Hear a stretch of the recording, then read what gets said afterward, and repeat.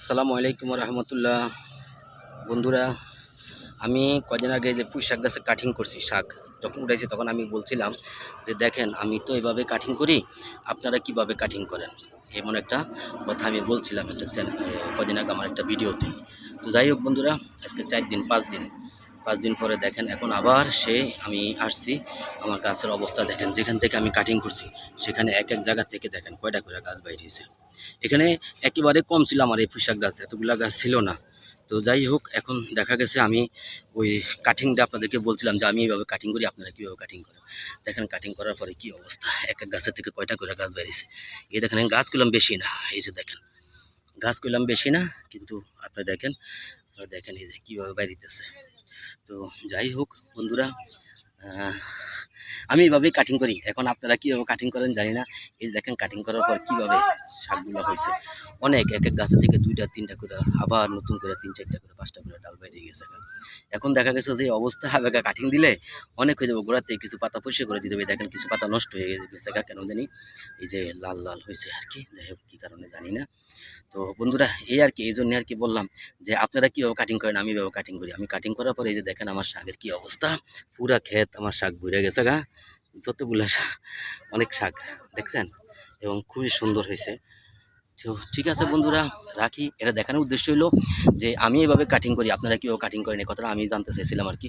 তো আমার কাটিং করে আমি এই যে ফায়দাটা পাইছি, আপনারা কী পাইছেন না পাইছেন আমি জানি না। এই যে দেখেন আমাকে জানাইবেন। এই দেখেন একটা কাটিং করছি, এখানে কয়টা আসছে, এই যে দেখেন 1 2 3 4টা, ওই আমি যেভাবে রাখছি সেভাবে। তো ঠিক আছে বন্ধুরা, আজকের মতো রাখলাম। সবাই ভালো থাকবেন, নিজের খেয়াল রাখবেন, আর আমার ইউটিউব চ্যানেলটা অবশ্যই সাবস্ক্রাইব করে আমাকে উৎসাহিত করবেন। আর আপনারাও গাছ লাগান, সুন্দর করে বেশি বেশি করে গাছ লাগান। আপনাদের সকলের আমাদের যে খাওয়ার চাহিদাটা এটাও মিটবে, পাশাপাশি আমাদের পরিবেশও সুন্দর থাকবে, দেখতেও সুন্দর লাগে। আপনি দেখেন না বাগানে এসে, খুব ভালো লাগে আমার কাছে।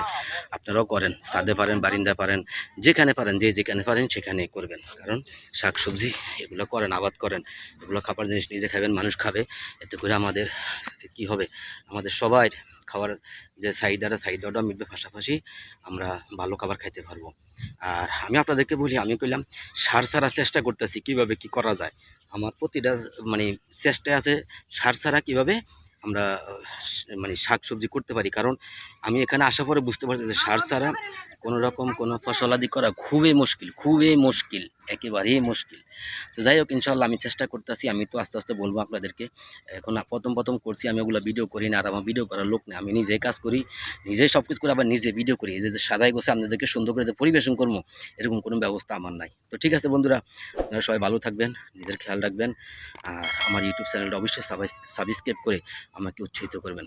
ঠিক আছে বন্ধুরা, সবাই ভালো থাকবেন, নিজের খেয়াল রাখবেন। আল্লাহ হাফেজ।